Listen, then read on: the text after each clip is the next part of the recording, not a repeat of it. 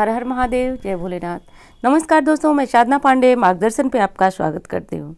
दोस्तों, मैं बात करूंगी गणेश चतुर्थी के बारे में। गणेश चतुर्थी का पर्व भक्त बहुत धूमधाम से मनाते हैं और मनाया भी क्यों न जाए, क्योंकि गणपति बप्पा को कहा गया है कि विघ्नों को हरने वाले, कष्टों को हरने वाले और सुख को लाने वाले श्री गणेश जी हैं और इनका आगमन जो है वह होने जा रहा है। इनका आगमन भक्तों के लिए अति उत्तम, अति शुभ होता है। ऐसी मान्यता है शास्त्र की कि यदि घर में किसी प्रकार की समस्या है या फिर किसी मनोकामना पूर्ति के लिए आप गणेश स्थापना करते हैं, पूजन करते हैं, तो निश्चित रूप से वह कामना गणेश जी पूर्ण कर देते हैं। शास्त्र की मान्यता ऐसी है कि भाद्रपद की चतुर्थी को गणेश जी को लाया जाता है और अनंत चतुर्दशी को इनका विसर्जन किया जाता है। इस बीच की तिथियों में गणेश जी की पूजा आराधना बड़ी धूमधाम से की जाती है। इनको दुर्वा अर्पित किया जाता है, मोदक इत्यादि का भोग लगाया जाता है। दोनों समय की विशेष पूजा आरती की जाती है और अंत में अनंत चतुर्दशी के दिन इनका विसर्जन किया जाता है। तो शास्त्र की मान्यता ऐसी है कि गणेश जी को अपने घर में लाकर विधिवत उनका पूजन और सेवा करने से हमारी मनोकामनाएं पूर्ण होती है। तो विद्या बुद्धि के दाता श्री गणेश जी का आगमन होने जा रहा है। दोस्तों, इनको लाने का जो विशेष समय होता है या फिर इनको स्थापित करने का विशेष समय होता है वो दोपहर का समय होता है। कारण ये है कि इनका जन्म हुआ था दोपहर के समय, तो इसलिए यह उत्सव दोपहर में ही मनाया जाता है। विशेषकर स्थापना जो होती है वो दोपहर में ही होती है। गणेश जी की मूर्ति से जुड़ी हुई बहुत सारी कुछ बातें हैं जो कि जानना अत्यंत आवश्यक है। वैसे तो मैं ये बिल्कुल नहीं कहूँगी कि कोई भी मूर्ति गणेश जी की अशुभ होती है। हाँ, उसके मायने, उसके कारण बदल जाते हैं, क्योंकि जैसे हमारे शास्त्रों में मान्यता है कि बहुत बड़ी मूर्ति की पूजा सेवा हम अपने घर में नहीं कर सकते। तो ऐसा बिल्कुल मतलब नहीं है कि आपके घर में रखी हुई बड़ी मूर्ति अशुभ है। हाँ, अशुभ इसलिए है कि आपने उसके बराबर उसकी सेवा पूजा नहीं की। वैसे ही गणेश जी की मूर्ति में भी कुछ बातें ध्यान रखना चाहिए। यदि आप गणेश जी की मूर्ति को लाने जा रहे हैं तो एक चीज़ का ध्यान रखिए कि मूर्ति किस चीज़ की ला रहे हैं, ये भी आपकी कामनाओं के ऊपर आधारित है। सबसे शुभ जो मूर्ति होती है, श्रेष्ठ मूर्ति होती है, वह सफ़ेद आंख की जड़ से जो गणेश जी निकलते हैं, श्वेतार गणेश बोला जाता है, वो मूर्ति सबसे शुभ होती है। तो यदि इस प्रकार के गणेश जी को आप अपने घर में लाते हैं तो रिद्धि सिद्धि लक्ष्मी या फिर किसी भी कामना के लिए आप लाएं तो यह मूर्ति बहुत ज़्यादा श्रेष्ठ होती है। लेकिन यह मूर्ति बहुत कम प्राप्त होती है, क्योंकि जब आंख का पौधा काफ़ी पुराना हो जाता है तब उसकी जड़ से गणेश जी की आकृति निकलती है और ये आकृति काफ़ी शुभ होती है। कहा जाता है कि धन के स्थान पे यदि इनको स्थापित कर दिया जाए तो जीवन में चाहे कितनी भी पीढ़ी दर पीढ़ी आपकी जो संतानें हैं वो बढ़ती जाए, लेकिन धन की कमी उनको कभी नहीं होती है। तो खैर चलिए, ये गणेश जी तो मिलेंगे नहीं, यदि मिले तो ज़रूर लाइए सफ़ेद आँख। लेकिन आपको एक चीज़ ध्यान रखना है कि यदि आप अपने घर में पूजा प्रार्थना के लिए गणेश जी की स्थापना करना चाहते हैं, इनको रखना चाहते हैं, लाना चाहते हैं, तो आप हमेशा बैठी हुई प्रतिमा ही लाएं, क्योंकि शास्त्र में कहा गया है कि बैठे हुए गणेश की पूजा आराधना घर में करने से स्थायी लक्ष्मी की कृपा होती है, कामनाओं की पूर्ति होती है। तो यदि घर में आप गणेश जी की लाने की सोच रहे हैं या फिर लाने वाले हैं तो बैठी हुई प्रतिमा का ही चयन करें। अगली चीज़ है कि गणेश जी की प्रतिमा लाते समय घर के लिए लाएं या फिर ऑफिस के लिए लाएं। हाँ, एक चीज़ और बताना चाहूँगी, यदि आप अपने ऑफिस, दुकान या फिर अपने प्रतिष्ठान में ला करके इनको पूजन आराधना करके विसर्जन करना चाहते हैं तो ऐसे में आप खड़ी गणेश की प्रतिमा भी ला सकते हैं। कहा जाता है कि इससे व्यापार दिन दूनी रात चौगुनी बढ़ता है। यदि कोई कला वर्ग के विद्यार्थी हैं, यानी कि नृत्य, गायन इत्यादि, तो वो खड़े गणेश जी की प्रतिमा लाकर पूजन विसर्जन कर सकते हैं। तो बस घर में जो प्रतिमा आपको लानी है वो बैठी हुई गणेश की प्रतिमा लानी है, ये ध्यान रखें। प्रतिमा लाते समय एक चीज़ का ध्यान आपको और रखना है, घर में प्रतिमा लाते समय आपको बामुखी गणेश ही लाने हैं। यानी कि बामुखी का अर्थ हुआ बाएं मुख की तरफ, बाएं की तरफ मुड़ी हुई शून्य वाली गणेश की प्रतिमा ही घर के लिए शुभ होती है। अब दाहिने की तरफ जो मूर्ति का सूंड होता है उस मूर्ति के लिए पूजा और सेवा की अधिक आवश्यकता होती है। इसलिए कहा जाता है कि गणेश जी की प्रतिमा हमेशा जो है बामुखी होनी चाहिए, यानी बाएं तरफ सूंड जिसका घुमा हुआ वही गणेश शुभ होते हैं हमारे घर के लिए। अन्यथा जो दाएं तरफ वाले सूंड वाले गणेश होते हैं वो जल्दी रुष्ट होते हैं, यदि हमसे कोई भी त्रुटि हो जाए तो रुष्ट होते हैं। अब इसका अर्थ ये आप बिल्कुल न समझे कि गणेश की प्रतिमा किसी के लिए कल्याणकारी नहीं होती है। ठीक वही बात जो कि मैंने आपको उदाहरण से समझाया कि बड़ी मूर्ति भी श्रेष्ठ होती है, लेकिन हम घर में नहीं रख सकते, क्योंकि कारण हमारा है कि हम उनकी पूजा सेवा आराधना नहीं कर सकते।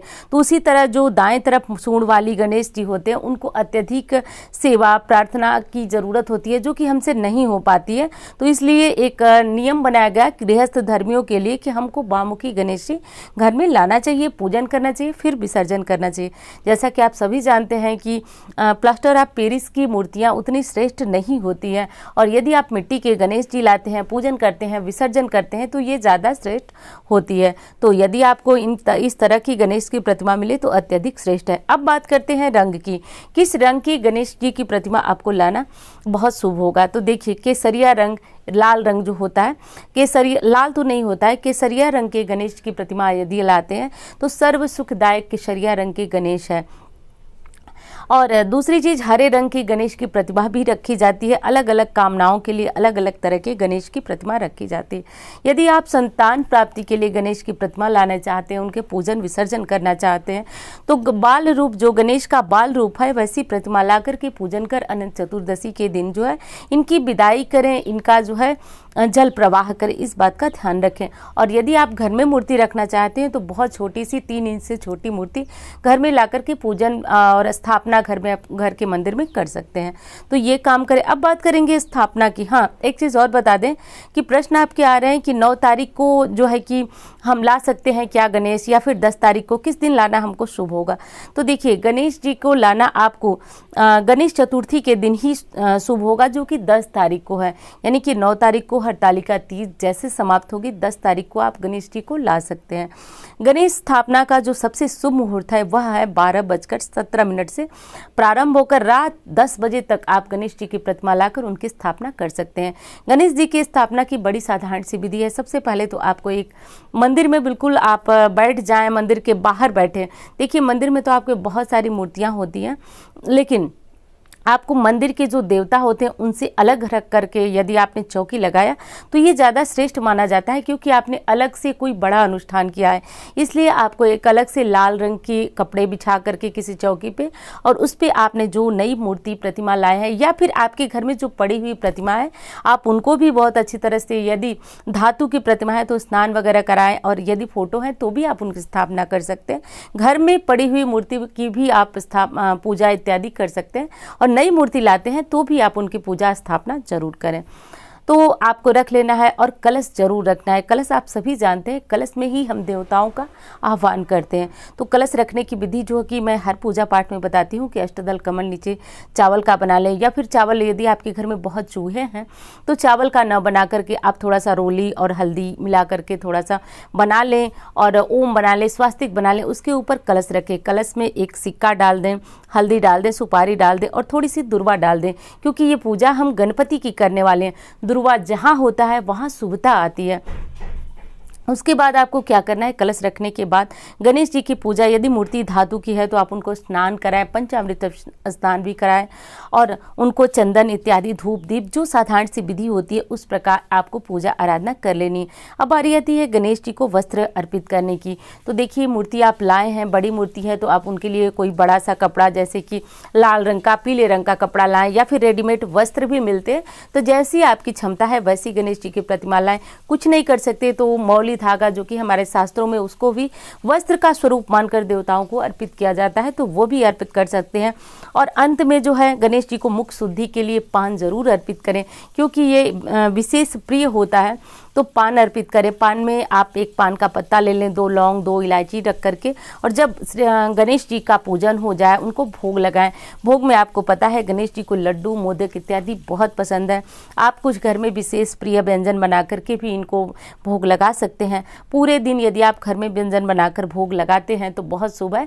और पूरे दिन का मेरा अर्थ ये बिल्कुल नहीं है कि आप जितने दिन गणेश जी की जब स्थापना होती है आप उतने दिन के लिए ही ला सकते हैं गणेश जी।